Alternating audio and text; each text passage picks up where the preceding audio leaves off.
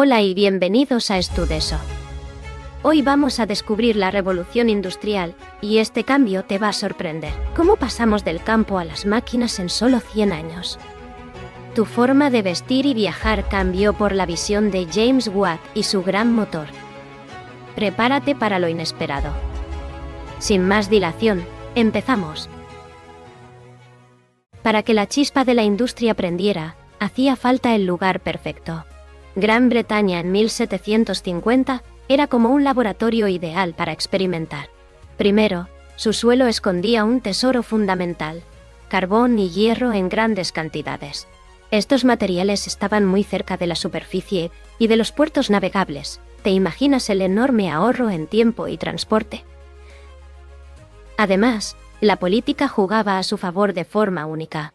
Tras años de conflictos internos, el país disfrutaba de una estabilidad envidiable. La burguesía, esa clase de comerciantes con dinero y ganas de invertir, tenía voz en el Parlamento. Las leyes protegían sus negocios y fomentaban la innovación técnica sin miedo a las trabas reales. Por último, su dominio de los mares era simplemente total. Sus barcos conectaban los puertos de Londres con medio mundo conocido. Esto aseguraba la llegada constante de algodón y otras materias primas muy baratas. Al mismo tiempo, sus colonias funcionaban como clientes seguros para comprar todo lo fabricado en todo el planeta. Con recursos, leyes a medida y un mercado global, el motor del cambio estaba listo para rugir con fuerza.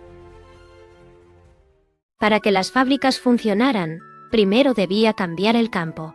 Imagina que las tierras de tu pueblo, que antes eran de todos, de repente se cercan con vallas de madera. Esto es lo que hicieron las leyes de cercamiento. Al convertir terrenos comunales en propiedad privada, los dueños buscaron producir más que nunca. Aquí entran mentes brillantes como Jethro Tull. Él inventó una sembradora mecánica que colocaba las semillas en filas perfectas. Ya no se desperdiciaba grano tirándolo al viento. Además, el sistema Norfolk eliminó el barbecho. En lugar de dejar la tierra descansar sin producir nada, se plantaban tréboles o nabos para regenerar el suelo. Todo esto supuso un cambio enorme. ¿Cuál fue el resultado de todo esto? Una explosión de comida.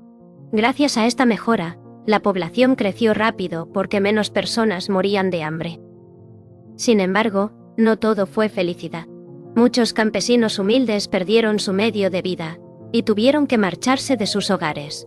Cargaron sus pocas pertenencias y caminaron hacia las ciudades. Eran miles de personas buscando un futuro mejor en las nuevas industrias. Sin saberlo, se estaban convirtiendo en la mano de obra que las máquinas necesitaban para empezar a girar. Hasta ahora las máquinas eran lentas y gastaban demasiado carbón. Thomas Newcomen había creado un motor para sacar agua de las minas, pero era poco eficaz. Se enfriaba y calentaba constantemente, desperdiciando mucha energía. En 1769, James Watt cambió el curso de la historia con su famosa patente. Él añadió un condensador separado para que el cilindro principal estuviera siempre caliente. Esto multiplicó la fuerza y redujo el gasto de combustible a la mitad. Era como pasar de un viejo carruaje a un motor de carreras. Muchos se preguntan por el impacto real. ¿Qué significaba esto en el mundo real?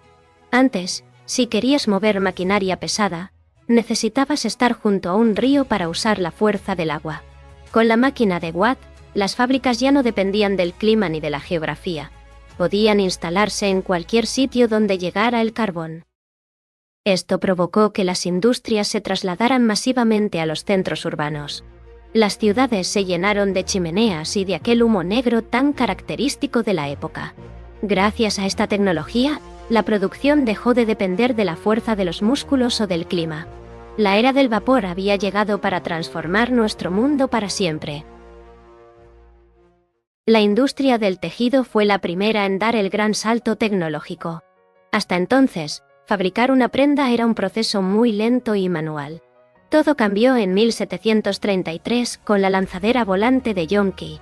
Este pequeño invento permitía tejer telas mucho más anchas a una velocidad nunca vista. De repente, los tejedores necesitaban mucho más hilo del que los artesanos tradicionales podían fabricar. Para solucionar este problema, aparecieron máquinas revolucionarias como la Spinning Jenny. Este ingenio permitía a un solo obrero manejar hasta 8 hilos al mismo tiempo. El viejo sistema doméstico, donde cada familia trabajaba en su propia casa, se volvió obsoleto. Nacieron así las primeras fábricas modernas. Eran edificios enormes donde el ritmo de trabajo lo marcaba el reloj, y no el sol. El algodón llegaba en grandes barcos desde las colonias a precios muy bajos. Gracias a la producción en masa, el coste de las telas cayó en picado. ¿Qué significó esto para la sociedad? Por primera vez, la ropa limpia y nueva no era un lujo de unos pocos. Los antiguos artesanos simplemente no pudieron competir contra la fuerza de la industria. Con la máquina de vapor funcionando en las fábricas, el siguiente paso lógico era ponerle ruedas. Imagina que un viaje que antes tardaba varios días, de repente se hacía en pocas horas. El gran protagonista de este cambio radical fue George Stephenson. En 1830, su famosa locomotora llamada The Rocket inauguró la línea ferroviaria entre Liverpool y Manchester. Fue un evento histórico que marcó el inicio de una nueva era para la humanidad. Este invento no solo movía toneladas de carbón con una eficiencia asombrosa, también permitió que miles de personas viajaran distancias antes impensables por trabajo o necesidad. Los mercados nacionales se integraron totalmente, porque los productos frescos llegaban a las ciudades sin estropearse por el camino.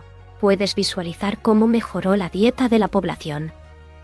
Pero el vapor no se detuvo en la tierra firme. Los barcos también cambiaron sus velas por potentes chimeneas, conectando los continentes en la mitad de tiempo.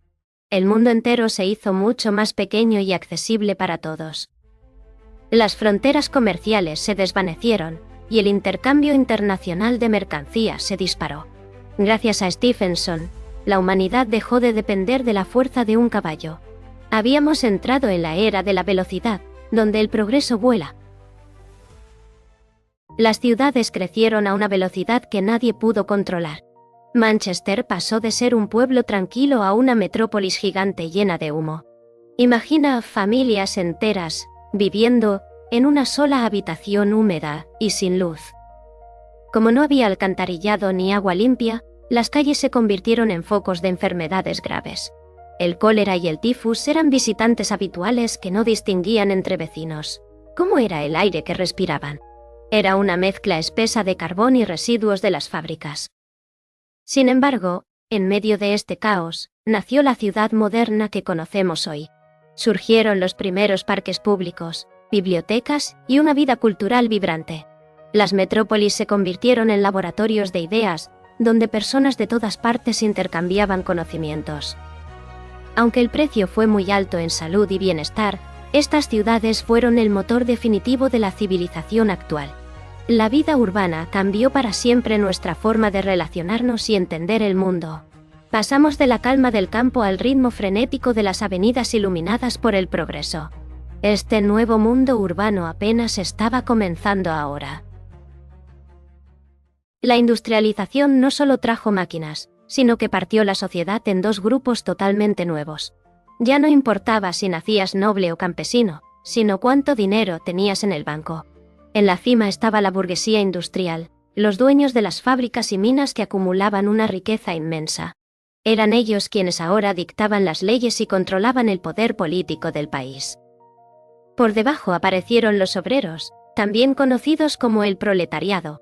Su única propiedad eran sus manos y sus propios hijos, a quienes debían enviar a trabajar para poder sobrevivir. ¿Imaginas a un niño trabajando 12 horas entre máquinas peligrosas? Estos pequeños eran muy valorados por su tamaño para limpiar chimeneas o reparar piezas en movimiento. Esta desigualdad extrema era tan brutal que el gobierno británico se vio obligado a intervenir por primera vez.